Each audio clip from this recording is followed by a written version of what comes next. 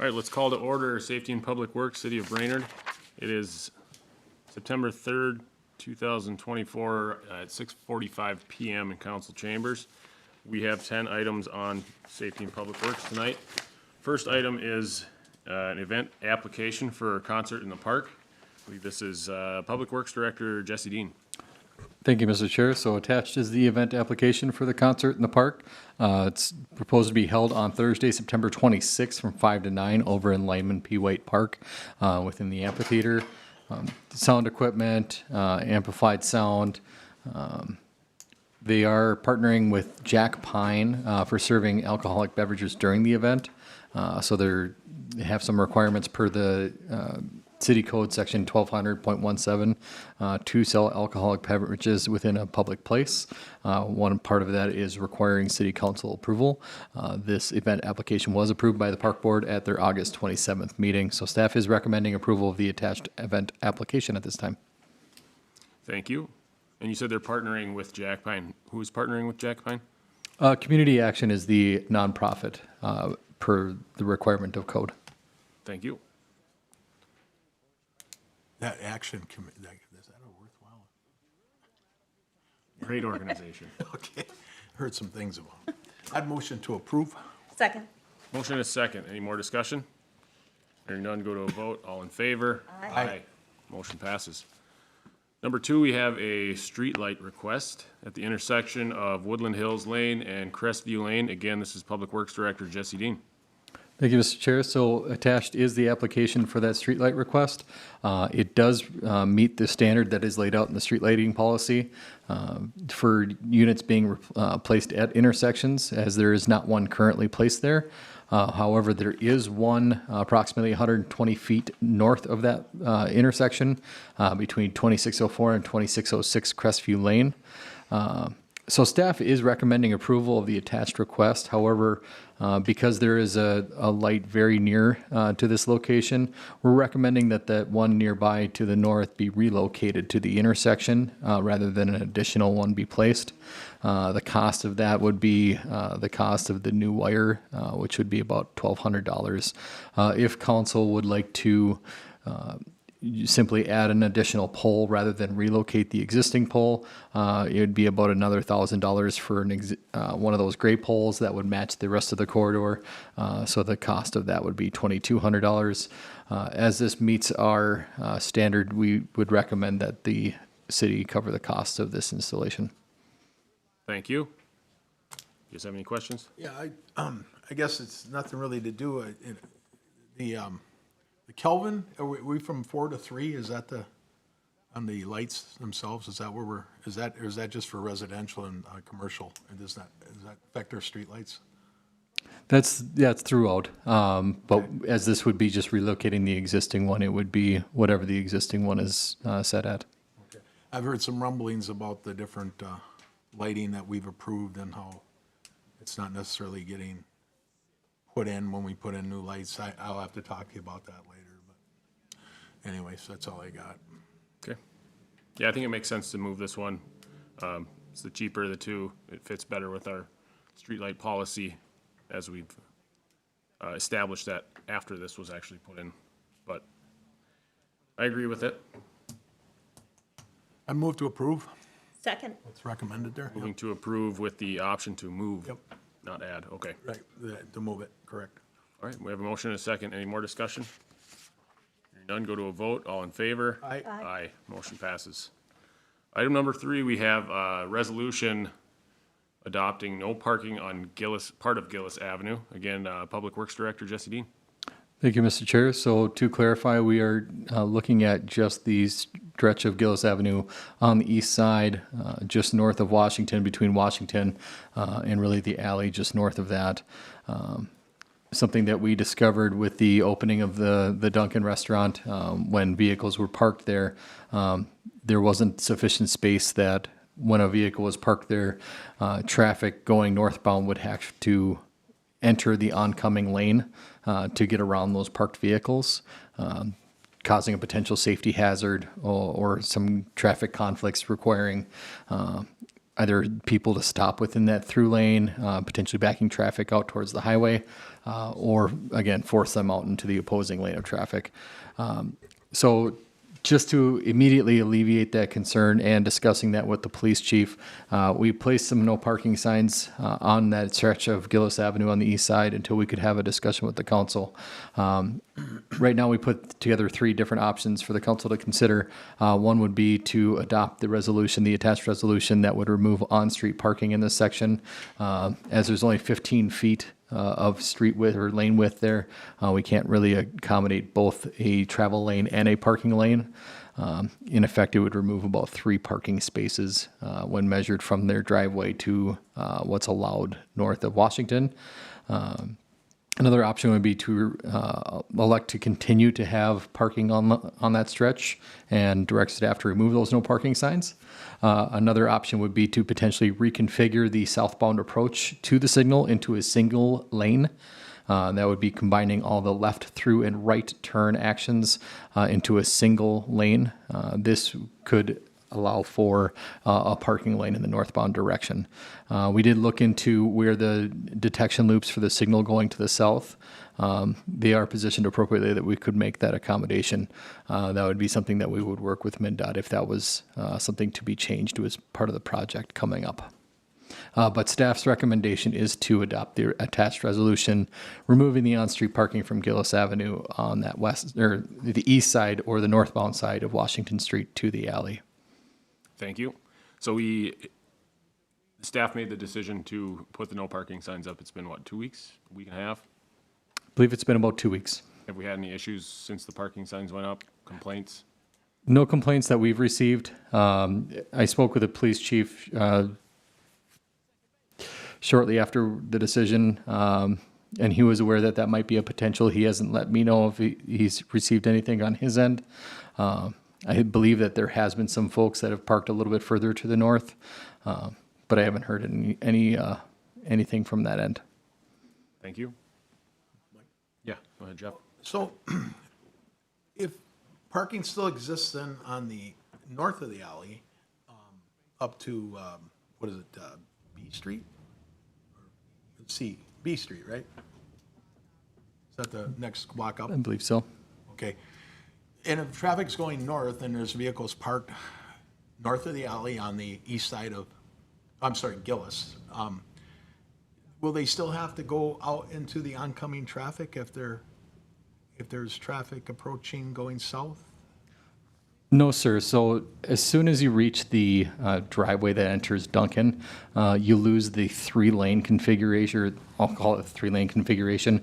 The 2 split lanes that approach the southbound approach to the light, that goes away and it just becomes a typical residential section after that.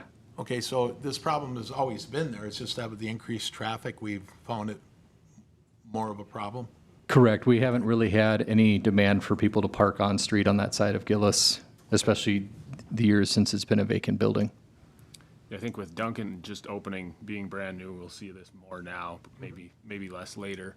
But I think if we leave it as is right now, so far it seems to be working, and we can always go back and easily change that if it becomes an issue. I'd move to approve staff's recommendation on this. Second. Motion and a second. Any more discussion? Congratulations to Dunkin' Donuts. Yes, congratulations on increasing traffic on Gillis. Any more discussion?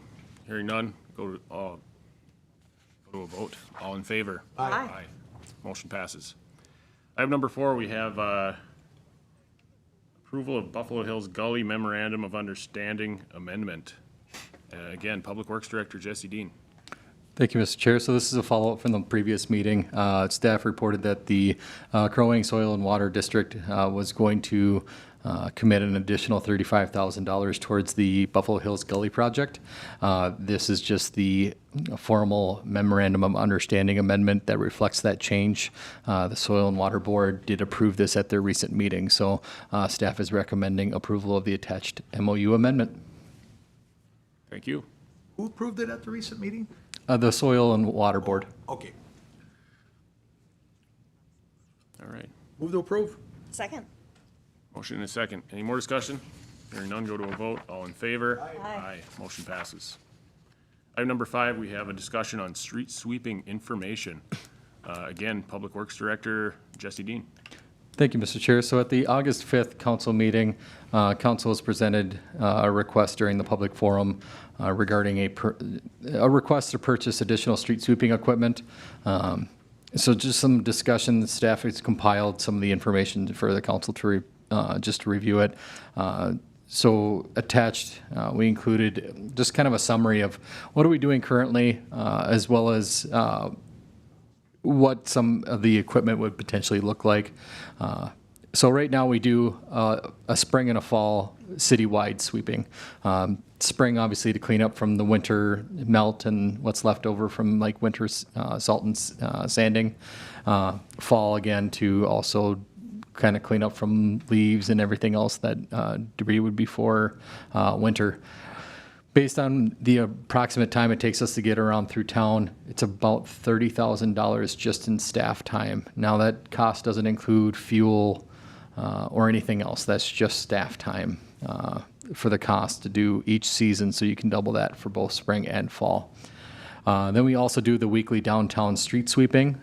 So that's every Wednesday. I believe it's from 3, or not 3. Goodness, what time is that? I think it is 3 o'clock. It's only for a couple hours, though. They get out there every Wednesday, go from spring until fall, and do a sweep through the downtown district. That one's obviously a lot more cheaper, a lot less staff time, a lot less equipment that needs to go down there. So that's about $5,500 for the entire season. Again, that's just staff time, doesn't include fuel or any other costs. Something that also is a pretty significant expense for us is the disposal of street sweepings.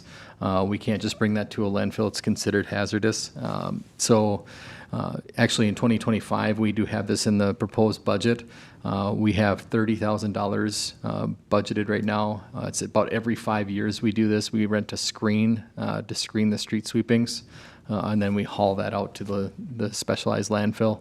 So it's roughly an average of about $6,000 per year if you were to annualize it. Right now, we just have the 2 Pelican sweepers. They're pickup type sweepers. This works really well for street sweeping. Really kind of keeps everything down. We really don't like the flicker type sweepers. Obviously, that can be a danger for other vehicles, and we don't want to fling dust and debris around. It's about $250,000 for that piece of equipment. And they're not really sized for sidewalks. It's even tougher. Well, not tougher. It's really close to get them onto a trail. They're really built for the streets. To get new equipment for the trails and sidewalks, I think that was what was being pitched at the public forum. Kind of the cheapest equipment is those flicker type brooms with a guard. That's around $100,000. Again, I don't like the idea of a flicker type broom because that can throw debris around even with the guard. And then those brushes can wear very quickly.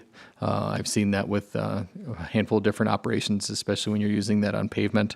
The pickup type sweepers, they're better suited, like I mentioned with our Pelicans. If you get the smaller ones, the mini types, they're going to be about $150,000. But in general, they're same thing with Pelicans. They're about $250,000 per. Any other questions in regards to street sweeping? I don't have any questions. You have any questions? I guess I have a comment, maybe. I think I'm not in position to speak for anyone else, but when it comes to the gentleman that's come before us asking us to improve our street sweeping, it's kind of like anything else. You could have the street sweeper go by, and immediately after that, something could happen where there's a piece of something that winds up, for whatever reason, getting in the parking lane or travel lane where bikes go or anywhere that can cause damage to tires or anything else. I don't know how you keep on top of this to where you never, or you essentially neutralize any type of hazards for tires of any sort. And I just think that if we're spending the kind of money we are on equipment and labor, it's kind of hard to accommodate everybody's wishes on the, seems like we're doing about as good a job as we can within what's expected perhaps, but that's all I got. Mr. Dean has a comment? If I may, so part of our policy is if we have like a safety hazard or a certain area, that can be something that we can address on a case-by-case basis. We typically do a citywide twice a year, but if there's an instance where we have a really concentrated area of dirt and debris, that might be something that we identify and just go do a quick sweeping over a block or two. It's obviously a different story to try and do something more citywide. But if there's a concerning area, that would be something that we could do by request. That was gonna be my question, is do we do a lot of spot cleaning? And I think we could maybe set up something between the streets department or community development where we handle other complaints. If we have complaints in certain areas that are kind of repeatedly filled up with sand and debris, then we can maybe hit those more often instead of the entire city more than twice a year. I think maybe just pay attention to those areas more.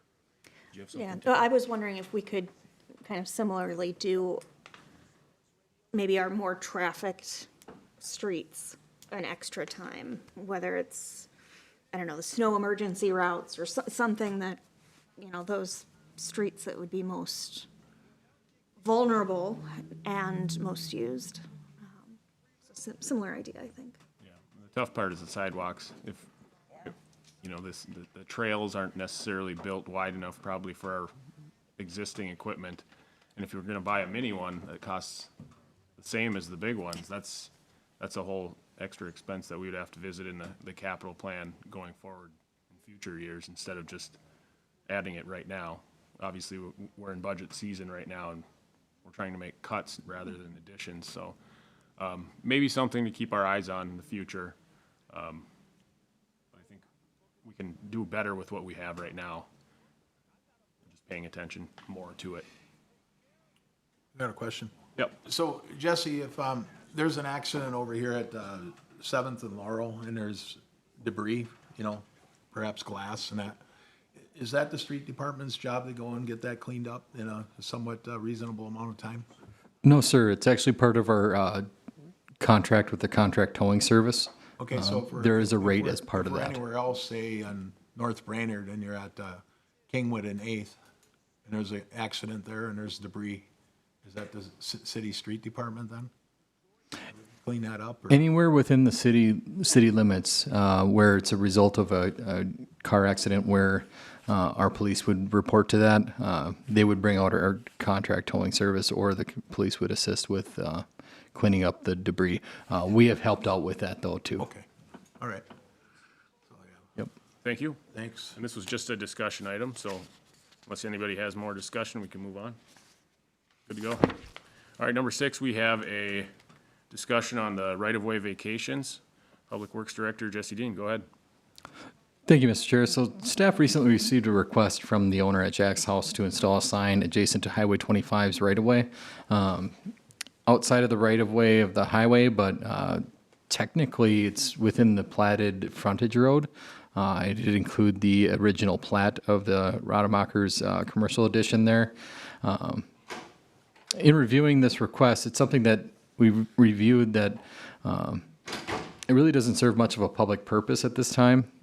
It's bounded to the north and the south, and we really don't see a potential future use for that as a frontage road. And we do realize that as it's technically public right-of-way, our maintenance staff does actually plow that entranceway to Jack's house.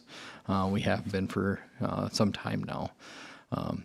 So it brought up a good part of the discussion, and I wanted to get some clarification from the council how you'd like us to address these as we kind of discover them. Is kind of remnants of older plats or like old outlots or alleys that kind of no longer apply as alleyways or no longer serve a purpose as they kind of were originally intended, especially some of these really older plats. There may have been an intention back in the 40s and 50s that may not be the same intention anymore. I did include a handful of different examples like Kramer Imgrund. It's the old South 5th Street extension. I know a couple council members are familiar with this. It's really in effect a driveway south to Kramer's residential property. The issue here is Imgrund has a vacant parcel beyond this. But since it is still public right-of-way, our staff expends time and materials to plow it each year and sand and salt it, and it is quite a dangerous hill for them to get their big trucks down that steep hill. It's a very steep hill. So I do hear about it just about every winter time about how challenging it is for them to back down that hill without being able to see the way down. Down on Graydon in the Madison Heights plat, there's an outlot there that's just a narrow parcel that might have been at one time a potential crossover or a park. There's probably no real public need for that unless somebody wants to establish a new crossover there. There's no utilities in there, but staff actually had to go remove 2 dead trees there. So it's something that we'll potentially have to continue to maintain and hold liability over long term. And then in addition, there's a 10-foot walk east of Outlot B that might have been originally a trail connection, but it was never built after that. And because of where the existing homes are built and some of their facilities, we're going to have a lot of trouble if we're ever going to be able to build that 10-foot trail. Probably require them to move some of their fencing and stuff. And I'm not going to go through the rest of them, but there's just a couple other examples, and these are just some examples that I've noted here that were top of mind. I know that there's a handful of other just different remnants that we've run across throughout just even my couple years here that just where a couple old plats come together, and there's just these weird remnants that kind of fall to the wayside. So staff's really looking for direction from the council on how do we address this. We put together a few different options. One would be if we run across these areas, should we investigate if there is a public purpose? And if not, if there is none, preparing the appropriate documentation and process for the council to consider the vacation of the right-of-way by council direction. That is something that's allowed by statute for us to vacate right-of-way per the council direction. Needs a few more votes than per like a petition. Another option would be the same thing, but if there is no public purpose, we can reach out to the property owners requesting a petition for vacation. Some of the issues here are the fees for the petitions for vacations are currently $100 by the fee schedule, and typically there's not a lot of value for somebody that's been already using that property to petition us for vacating that right-of-way. So it's likely not going to result in a lot of vacating of old right-of-way. And another option would be just directing staff not to pursue these areas and just only address them whenever we do receive a petition. Again, if somebody's already been kind of unofficially using that area, we're probably not going to receive one. So staff is recommending option 1, seeing that there's potential for liability as well as we do expend staff time and there's expense to some of these. We'd like to see if there's an opportunity that if there's no public purpose that we're seeing, that we would want to bring that to the council's attention and see if they're willing to vacate some of these old platted right-of-ways or outlots and move forward by council direction. Thank you. Yeah, I think I like that recommendation. Anytime that we identify these and they're basically platted in a way that just gets in the way, this is a good way to get them out to public ownership or private ownership and actually get part of it back on the tax rolls. And most of them aren't going to make much of a difference in that regard anyway, but since we do have a MnDOT representative, is there any problem with vacating that from MnDOT's perspective? The one on along Highway 25? Road? Yeah. Well, imagine MnDOT probably bought it in the first place, turned it to the city for that access, so I would check to see if there's access control along that way as far as, that might be the only way for some people to get out. Okay. Because if there's access control, they won't be able to get out some other places. Sure. Yeah, we would promote So long as we have proper communication with MnDOT. And I've spoke with the person that permits stuff out there in depth. They've looked into, I know they spoke with other people at MnDOT regarding this one. Didn't seem like a frontage road was ever going to be a thing at this one, so that's why staff brought this forward. Sure. Area's basically fully developed along that area. And I think if any areas are fully developed and we don't see a purpose in keeping them, I think that's the proper time to bring them up. If we have a newer development where it's, not fully developed, we want to keep those as platted, but those can always change as developments change also. I have a question. Yeah, go ahead, Mr. Chesak. So just on that grading area there, if we vacate that, it goes on the tax rolls. On whose tax roll? Who picks it up? Most likely, we would split that evenly to the 4 adjacent property owners, and we would probably split that evenly, at least for the outlot specifically. Okay, and this would go through a public hearing where they could say, no, we don't want you to do it, City of Brainerd, or say nothing, or whatever, right? Correct. We would have to notice all of the adjacent property owners of that intention. Okay. All right, that's all I got. Got a motion? I will move that we go with option 1. Second. Motion and a second. Any more discussion? Hearing none, go to a vote. All in favor? Aye. Motion passes. Item number 7, we have a discussion on the Rosewood Alley sewer replacement cost. Again, Public Works Director Jesse Dean. Thank you, Mr. Chair. So staff was alerted of a sinkhole in the gravel alley east of 15th Street between Rosewood and Quince.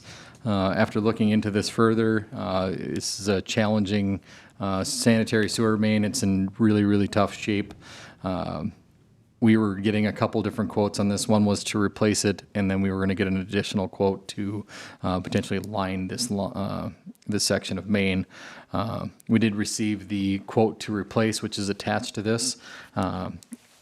When talking with one of the lining companies, we found out that lining was going to be very challenging here because it is a small line. It's actually a 6-inch line compared to most of the sewer mains, which are 8 or larger.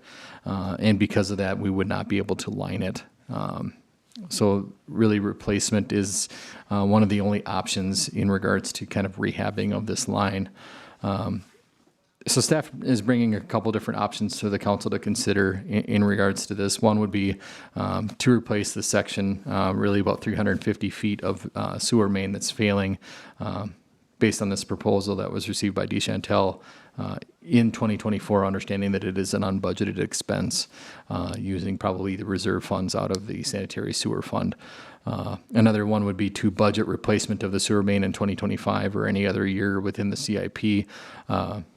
Understanding that any year within the next couple years would be technically unbudgeted as they're not considered as part of the rate study. Anything beyond what was included in the rate study could be done as part of a future rate study, but we could budget it in a future year. The other option would be to just continue to monitor the line as is and just do as best as we can to continue to jet the lines whenever the backups do occur until really a complete failure occurs and then completely replace the line. Thank you. So the problem isn't going to get better on its own. I don't think we want to keep sending staff there to partially fix a problem, especially when it's a sinkhole. And if we have the funds available in the reserve fund, that's what it's for. So I say we move forward with this and get it fixed as soon as we can. Do we replace it with a 6 or an 8-inch? We would upgrade it to an 8. Thank you. I will move that we go with option 1, replace the failing sewer main based on the proposal received in 2024. Second. Motion and a second. Any more discussion? Is that plan to get done this year then, Jesse, if we go forward tonight? I would check with DeChantel to make sure he's got the capacity to do it this fall, but that was his thought is he'd like to try and get it done this fall. Are we obligated to get a second bid? No, not with this amount. Okay. Any more discussion? Hearing none, go to a vote. All in favor? Aye. Aye. Motion passes. Item number 8, we have a discussion on H Street detour route during the Trunk Highway 210 project. Again, Public Works Director Jesse Dean. Thank you, Mr. Chair. So we have looked into a handful of different ways to detour traffic, and as part of the upcoming design for the Highway 210 project. I wanted to specifically talk a little bit more on the northeast section of town, specifically in regards to H Street. I know that we've recently kind of done more restriction of things like truck routes and using H Street. So I wanted to kind of point this out a little bit more specifically for the council as what's potentially going to be included as part of the staging and working through this process. Some of the things that I've included in there are just some of the impacts of what could happen as part of each different stage.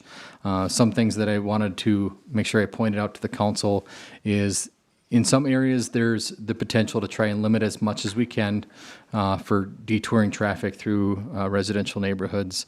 In some ways, it's probably our best option to utilize those local routes, especially like H Street in some of these instances. I'll take quick stage 1A for instance, detouring Highway 25 traffic in this stage is likely going to be one of the best options here because there's really no other likely alternative route for them to take to get from south to north. Utilizing Highway 25, going up to Mill Avenue and further north. We can try and detour a different route, but it's going to be highly likely that folks are going to use it anyway, which is going to cause a different traffic issue. And if we're not controlling it, that can cause a lot of confusion, a lot of really upset customers out there. So sometimes it's in our best interest to still be able to control that traffic. If you remember, that was kind of some of the issues that we had, even though we were signing or I guess part of MnDOT's 25 bridge project, they were assigning the truck detour and everything to kind of go down to industrial road, down to 117, then come back up 371B, back to 210. But a lot of them are still running down Oak Street. You can sign the detour as much as you can, but sometimes they will use whichever route is more advantageous to them. So we're trying to be about as measured as we can, understanding that it is routing detour traffic through a residential area. So staff is looking for an authorization from the council to utilize H as needed while minimizing the detour traffic through that area. One thing I'd like to note is something that's not shown on here is something that we've also discussed with some MnDOT staff is there's an option on here that's not shown in any of these, and it would be trying to simplify that a little bit even further yet, is trying to combine some of these stages. Part of that is to also simplify it for people using those detours and trying to solve some of the confusion for that.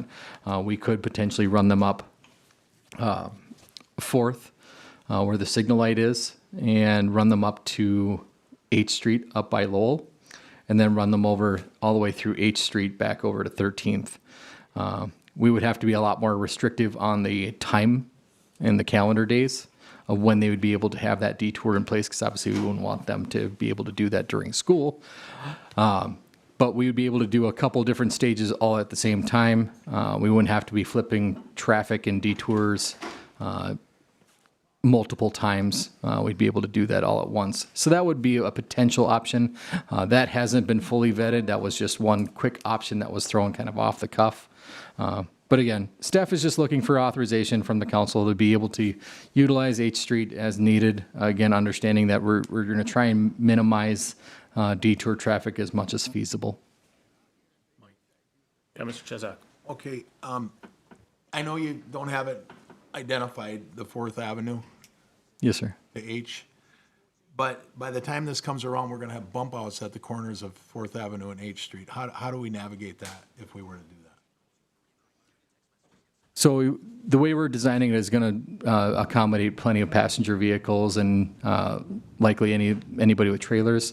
We're going to assign truck traffic to go elsewhere. We're not going to want truck traffic to go through the local traffic detour area. Okay. So that's even if we were to go that route, it would be very specific that it would be for local traffic only. So bump outs are getting done next year, next summer? That's the plan for next year, is that's getting scoped. I'm not sure exactly which corners would potentially get bump outs on it, though. Okay. That is yet to be designed.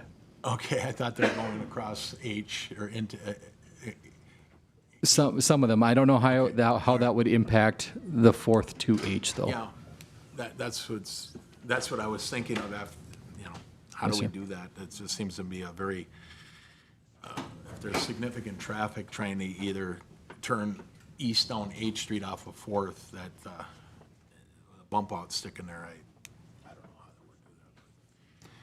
That's all I got for now. Thank you. Tiffany? When we did the other project, we wound up partway through deciding that we needed some extra signage and the temporary signaling for speed.